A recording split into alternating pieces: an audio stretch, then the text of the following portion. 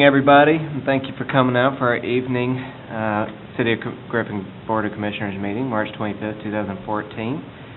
We will have the invocation by Commissioner Holberg and the Pledge of Allegiance by Commissioner Ward. Please join us in prayer. Father, we're here today to ask for your blessings and guidance in the performance of our duties as elected officials. We pray for strength, love, knowledge, and understanding. Help us to recognize and solve the problems that are presented. Make our solutions fair and just to the best interest of everyone. Help us to overcome our shortcomings and keep us united as a team to work for the betterment of the city and its people. We pray in your name. Amen. Please face the flag. I pledge allegiance to the flag of the United States of America and to the republic for which it stands, one nation, under God, indivisible, with liberty and justice for all.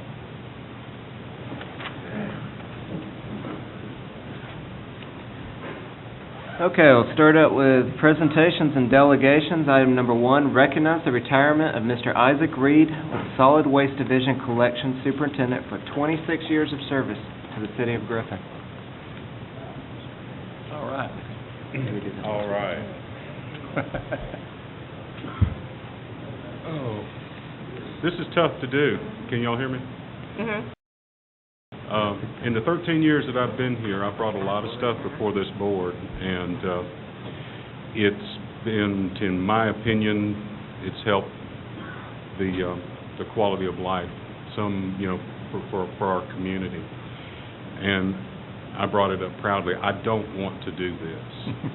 I mean, truly, I don't. This is, in my opinion, it's going to make my job harder.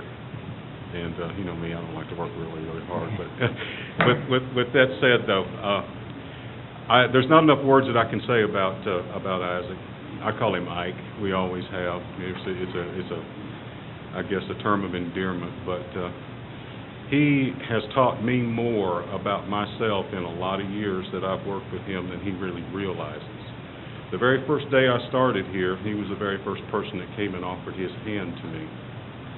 And I remember that. I was walking out the door and you were walking up. I remember that. But anyway, Isaac has been with us a long time, and I can't say enough. I said enough positive about him. He knows everything about this department. He can operate any piece of equipment that we have. And I guess short of Robert Collier out there, knows every bump and gravel peck in the city of this city. But he's taught me a lot. He's taught me patience. He's taught me how to talk to people. He's taught me a lot of things I've taken away from him. Is when he says, "Phil, don't get all wound up about it. It'll be all right." All right. But Isaac possesses a lot of skills. He knows how to talk to people. He knows how to talk to his employees. He treats everyone with respect. He has a impeccable work ethic. I can't say enough positive about him. Like I said, I'm sorry to see him go. I'm glad that you're taking the next step in your life, but I can still stop this if you wanted. If you would. Okay. I'm honored that you have allowed me to work with you, and I appreciate it very, very much. I won't forget you, and this city won't forget you. I appreciate that.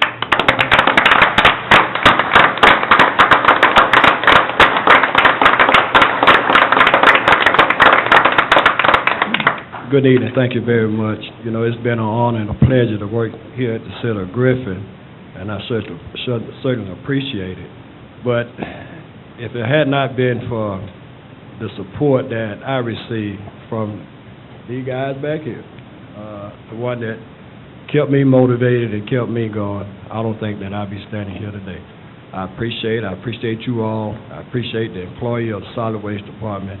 And like Phil said, me and Phil go back a long way when he first come to work for the city. My heart went out for him, you know. Sometimes people go through changes and they just need somebody there to encourage them, lift them up, and keep them going. And that's what I try to do. And I just say I really appreciate it. Now, during my retirement, once I get bored, I think I'm going to run for commissioner in Rodney District. All right. Nice. I had that heart attack before. And also, I want to give thanks for Mr. Smith, who's been very supportive. Several of the department head meetings that I attend and feel place, he didn't throw me on the bus. I appreciate that, Mr. Smith. It's been a joy and a pleasure, and I just want to say thank you all very much. Thank you.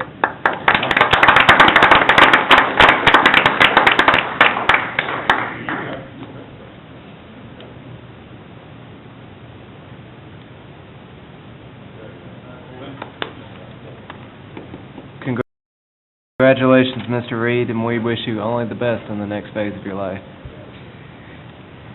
Okay, item number 2, recognize the city's water and wastewater plants for the Gold and Platinum Awards from the Georgia Association of Water Professionals in meeting or exceeding operation standards as determined by the Georgia Environmental Protection Division for 2014 with no violations. Just want to say thanks to my staff. It's our responsibility to provide good quality drinking water to folks and to make sure that our discharge of poo-poo, for lack of better terms, is in the quality that the streams can receive it. And I'm very glad to present to you all again this year that we are in compliance and receive our awards according to our plans. And I want to say thanks for y'all recognizing our staff for their hard work. Thanks. Thank you. Item number 3, recognize the Griffin Bike Coalition's ride to City Hall.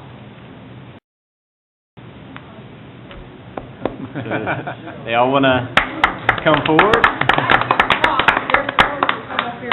Is it cold? Is it cold out there?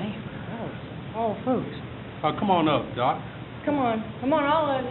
We want to see those uniforms. Everybody that rode here on a bicycle or walked or came in support of bikes, come on. There's more outside, weren't there? Yeah, they're guarding some bikes, I think.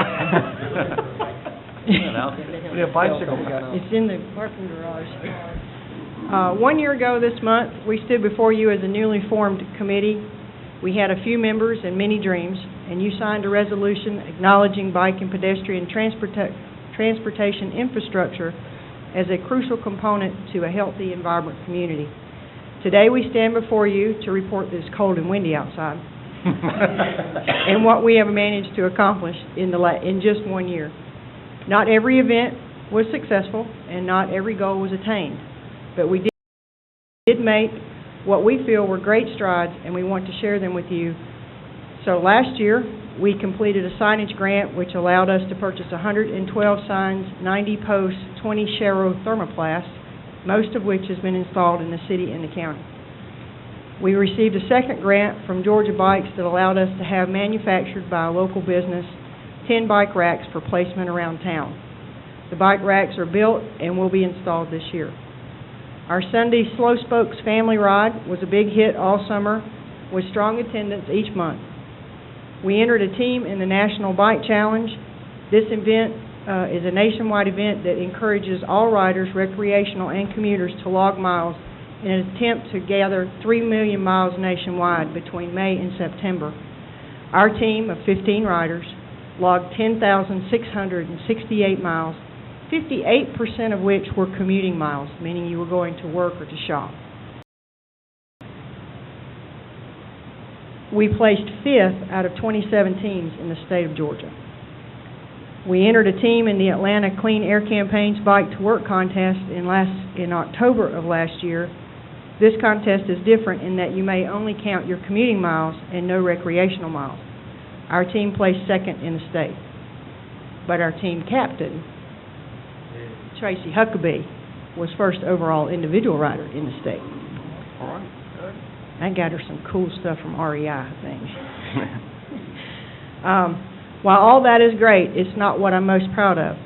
Because of our ride to City Hall last year in conjunction with Georgia Rides to the Capitol, Georgia Bikes this year expanded the Georgia Rides to the Capitol program by encouraging all communities with bike advocacy groups to ride to their local government.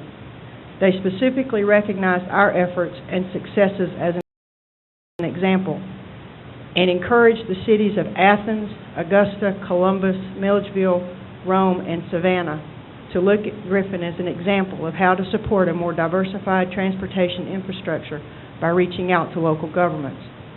And while we cannot claim any credit for it, we are very aware and very appreciative for the new sidewalks from the 2008 SPLOST and the support of the Complete Streets program on the state route improvements.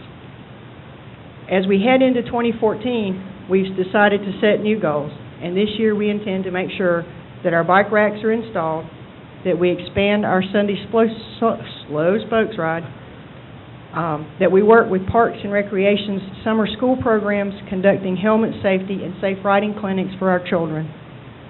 We will work with Parks and Recreations to develop historic touring routes to encourage cycling tourism in our community. And we again intend to enter a team in the National Bike to Work Month, the National Bike Challenge, and this time we have a goal of finishing 5th in the state. So make sure y'all mark that on your calendar to help us with. And in support of National Bike Month, which is May, National Bike to Work Month, we intend to host an event called Griffin Rides to Work. That'd be everybody in Griffin and not in a car. So we're encouraging everybody to mark their calendars for May the 2nd. And if you only ride your bike one time this year, we ask that you ride it to work on that day. So if we can get some support, because I know I got some good leaders up here who can ride to work, because they don't live that far. Right, Ryan. Mr. Smith? Yeah. Ryan, block away. Ryan, you can definitely ride to work. Doug, I expect to see you on a bike. And again, we will support our Atlanta Clean Air Coalition's Bike to Work Month in October. There are still too many ideas and plans for our small group to accomplish, so we are encouraging and asking for the support of the community. We need people to get things done. Our meetings and events are posted on our Facebook page at Griffin Bike Coalition, and we're looking forward to expanding our bike and pedestrian efforts in our community this year, and we're thankful for your support. Please stay in touch, share your goals and ideas, and help us make Griffin a great place to live. All right. Thanks, Michelle.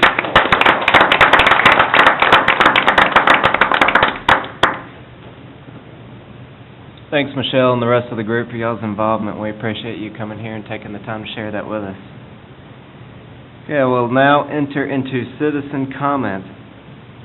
Do we need to go ahead and do the amendment to the Yes, agenda now? Mr. Chairman, I move that we amend the agenda by adding item number 9, and I quote, "Consider agreement between Charles Abbott Associates, Inc. and the City of Griffin for building inspection services."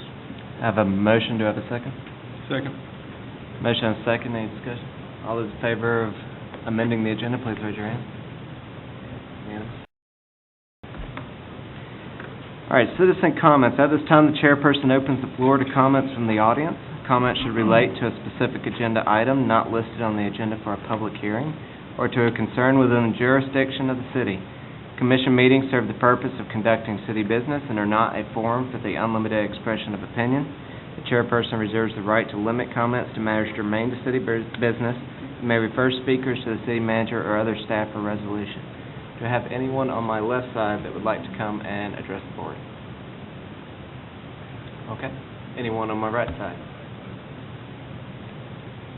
Okay. No comments. We will move into public hearings. Item number 4, receive comments regarding first reading of an amendment to the Unified Development Code of the City of Griffin, Article 12, Section 1211C, regulation of signs by land use, and Director Taurus Freeman will address.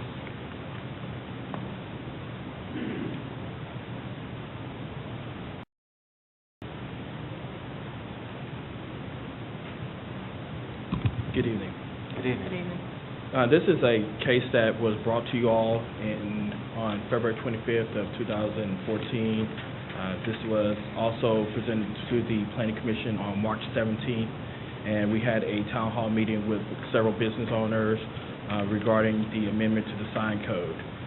What staff is proposing is an amendment to 1211A, changeable copy signs, number 4, which would read, LED displays on changeable copy signs shall not flash nor simulate movement, and animation, color, and copy changes shall not occur more often than one time per 10 seconds. This is an amendment which allowed signs to flash not to flash for at least 1 minute, and did not allow for animations. So this amendment will correct both of those.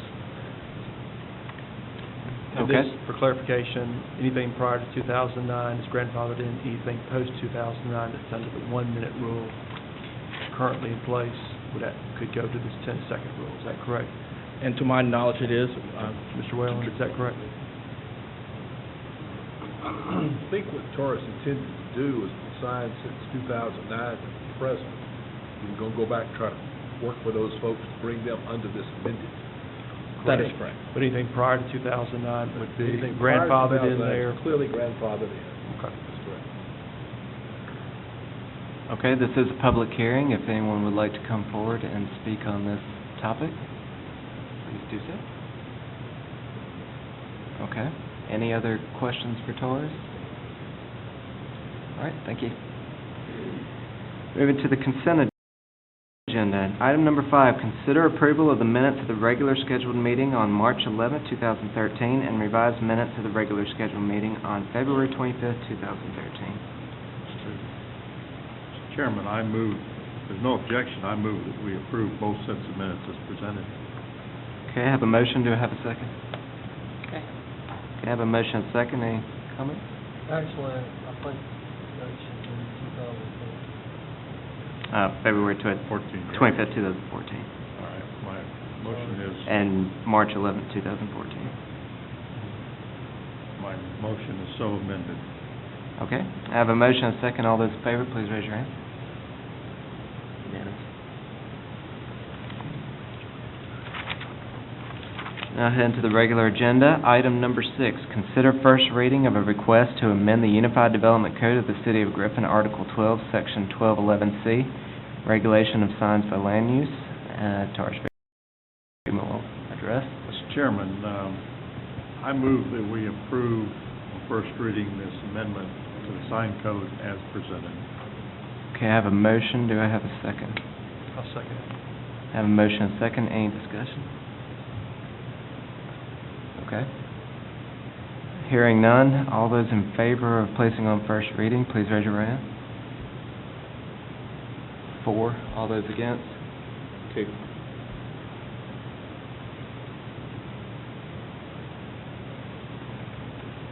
Okay, it passes. Item number 7, approve an increase in the purchase power adjustment of .004 cents per kilowatt hour.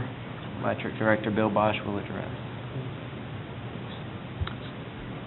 Mr. Chairman, based on the PCA increases based on the cost of service study performed by Electric Cities of Georgia at the city's request, electric revenue is projected to be $1.6 million below budget due to a combination of lower use and higher generation costs. I'd like to approve the raising the rate of .004 cents per kilowatt hour.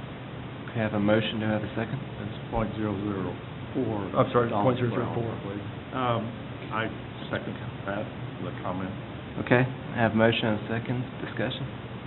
Well, I think Mr. Holberg said it, but none of us are pleased with this, but the reality is the reality, and the cost of fuel and electricity generation is what we must pay whether we like the cost or not, so we have no alternative but to pass on the much increased cost of fuel that's being used in the power plants, and unfortunately, it looks like this is only the beginning if these power costs keep increasing. So it's with reluctance I do, approve this. Okay, any other questions for Bill?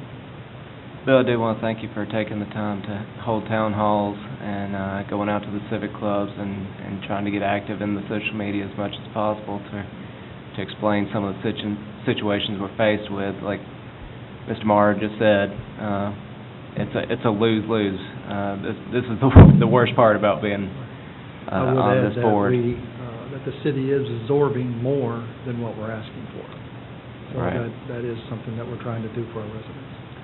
Right, we are trying to balance out absorbing about half of it and then facing about half of it. So I do want to thank you for trying to communicate that as much as possible and educate on the situation. If there are no other questions, all those in favor, please raise your right hand.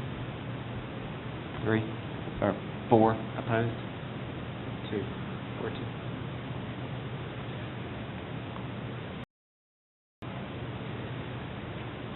Item number 8, consider approval of a resolution authorizing and directing condemnation of real property at 1134 Uniform Road owned by Mac Properties of Griffin LLC for use as clear zone at the Griffin-Spalding County Airport. City Attorney Drew Whaley. Before I get into this, I want to recognize Mr. James McClendon, who is here tonight. Jimmy, if you want to just come up front, you might can hear a little better, if you'd like to. Mr. McClendon is the representative of Mac Properties of Griffin LLC, which is the owner of this tract. The subject property is at 1134 Uniform Road in the city of Griffin. It's immediately adjacent, and the majority of it lies within 250 feet of the center line of the runway at Griffin-Spalding County Airport. The property used to be the location of Hangar One Studio Apartments. Prior to that, it was actually built as a mushroom factory. I bet you didn't, most of y'all probably didn't know we had a mushroom factory in Griffin, but the Industrial Authority actually brought them in back in the, I think, early 80s, I believe it was, prior to the property later being converted into apartments. But what happened was on March 17th, 2012, the property caught fire and apartments burned down. Mr. McClendon made application to the city after that to rebuild on that site. Because of the fact that it is immediately adjacent to our airport, and we're under regulations today which we weren't under probably at the time those apartments were first built, the city had to submit that proposal to the FAA. They have what they call an obstructions evaluation group. They looked at it and determined that if the apartments were rebuilt, or if any structure was built on this property at a height greater than 0 feet, in other words, anything above ground level, that it would constitute an obstruction to air navigation and airport operations, flight operations. So therefore, Mr. McClendon has no reasonable economic use for his property that the city can allow him to exercise. And that then entitles him to have the property acquired by the city in order that he be compensated, because it's a taking of his private property for a public purpose. Now, since that time, we've had the airport's consultant working through the THC Inc., which is a land real estate acquisition group, has had the property surveyed, appraised, and has been in negotiations with Mr. McClendon. The appraised value, which is in our resolution tonight, will be the initial offer value that will be tendered into the court, paid into the court when I file this resolution, either very late this week or first of next week. I intend to have it filed by certainly next Monday at the latest. But the appraised value came out at $115,000. So that's going to be the amount of the tender. So the resolution then authorizes, first off, the proceeding. This is an in rem condemnation proceeding. I would point out that the power of eminent domain is not a power that this city or, frankly, any other local government exercises lightly. You take it seriously, and we've made, I feel like, a diligent effort trying to come to terms with the property owner to acquire the property without the resort to the courts. But we're at a point where the negotiations were not successful. So you're authorizing the filing of the in rem condemnation petition under the procedures set out at OCGA Section 32-3-1. Secondly, the chairperson is authorized by this resolution and is directed to execute for and on behalf of the city, its Board of Commissioners, and as an official act, a declaration of taking in substantial compliance with OCGA Section 32-3-6. That declaration of taking basically recites what I've just told you as far as the pertinent details. Number 3, you authorize myself as city attorney to promptly prepare and file the condemnation petition and to have it served on the owner or the owner's legal representative, which would be Mr. McClendon. Number 4, the city manager is authorized and directed to pay from the registry of into the registry of the clerk of Superior Court of Spalding County from general funds of the city the sum of $115,000, representing just compensation for the taking of this property. And number 5, there's general authority granted to the city manager, the city attorney, myself, and our respective staffs to do anything else that we need to do that's necessary or convenient to accomplish the foregoing. So unless you have questions, or I think it's appropriate if Mr. McClendon wants to say something to you, he certainly, this would be a time to do so. Now, the only thing I would like to do is get this expedited through the court, because it's been 2 years, and we can fast track this, and I would appreciate that much. We'll certainly keep it going as quickly as can. Thank you. And one last comment, I thought Drew did an excellent job of explaining the situation, but because this is an FAA regulation that we run afoul of this building, we will be reimbursed. I believe it's 90% reimbursement from the FAA. That is correct. For our costs, so we have a 10% local match, so we'll get 90% of the money back from the FAA that we're going to advance to do this with. And therefore, I move that we approve this resolution authorizing directing the condemnation. Second with a question. I have a motion and a second. Does the Spalding County Board of Commissioners have to approve this resolution as well? No, not this resolution. They've already agreed with us formally, I think back on their meeting at March the 3rd, I believe it was, they will pay half of the differential, that 10% differential the FAA does not cover. So the net effect, the city will pay 5%, county will pay 5%. What's the acreage on this piece of? It's 2 acres. 2 acres. One thing I'll point out, I think is kind of interesting, and it shows how technology has evolved. When the property was surveyed in around 1981, 82, it was surveyed and came out right at 2 acres, according to the survey. It was resurveyed last year using GPS and laser equipment, and the actual measured acreage dropped by 3 1,000ths to 1.997. And I looked at it, and I was just curious myself, so I called the surveyor and asked him. He said, "Oh, it's just better equipment." I have a question. So that's how it came out. We have to pay for the property up front, and it will be reimbursed. Where does the money that we pay come from? It'll come from our general fund and from the airport account, I believe is where you... Is this one of those situations where it was not budgeted and they'll be coming back to us? The airport authority will be, is the airport authority or? It's going to be adjusted through the airport authority's budget, or through the airport's budget, actually. What I'm asking is, I know that they had a budget, but is this something extra they're coming back to us for? I understand we're going to get it back, I just want to know. Yes, I'd say yes. Okay. Yes, it was not in the budget, pending a number of the resolution on this.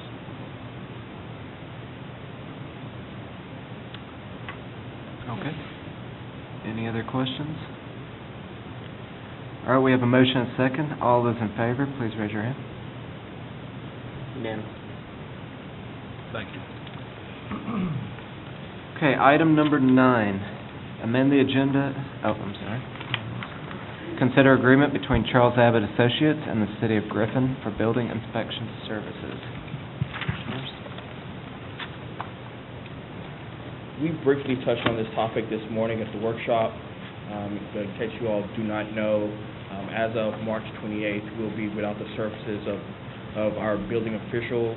One has retired, and another one has accepted a position at another jurisdiction. So staff is presenting you all with an agreement with Charles Abbott and Associates, Inc., with the City of Griffin for building inspection services.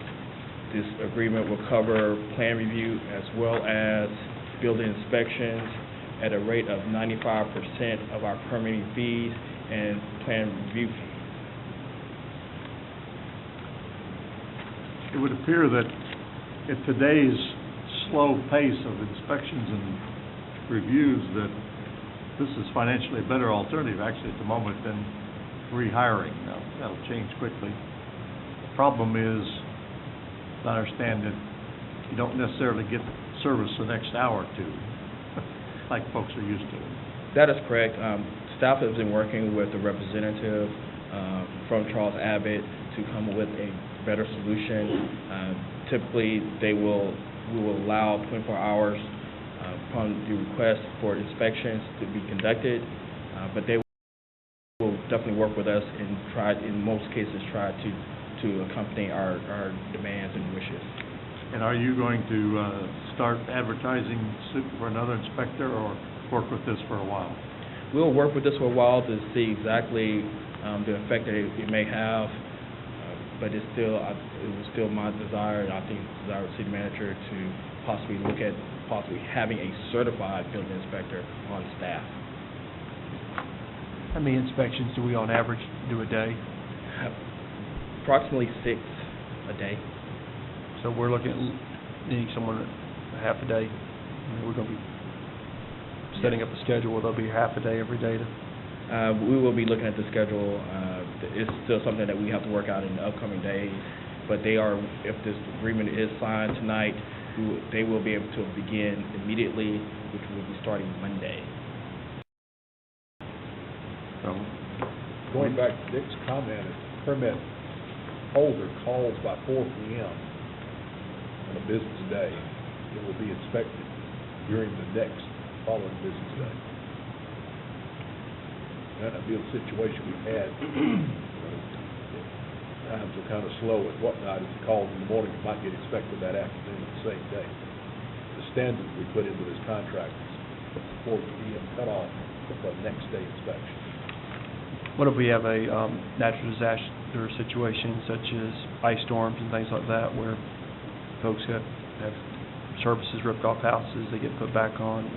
Will we have ability to have them on standby? Yes. On those situations? They will be able to assist us in all our needs.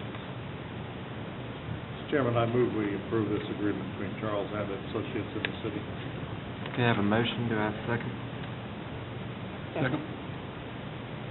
Okay, I have a motion and a second. I guess at some point, we just need a periodic review to let us know how that's actually playing out in practice. And I guess we'll listen out to see what people think. But I have a question. okay. As far as the renewal of the agreement, see that it says that there's an automatic renewal. Does the same process apply to cancel the contract after the automatic renewal, the 30 days So notice? this contract can be canceled at any time with 30 days notice. Okay, even Become in the auto, effective 30 even days in the after the giving. auto renewal, once we get past that initial, it's still the 30 days? Right. Okay, Yeah, so that 30-day period control throughout. okay, And if you're able to find an inspector between now and the end of the year 30 in their days. services, if you don't need them.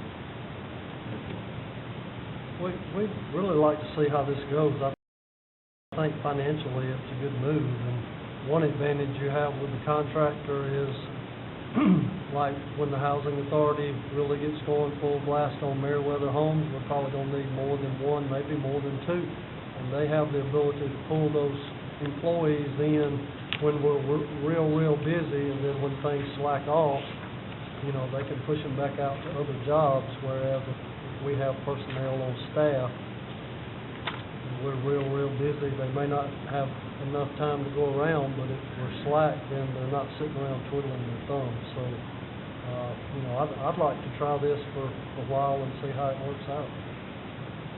Well, I could see where this could be really beneficial, particularly if you get to the point where you need one full-time one, but you don't need a second.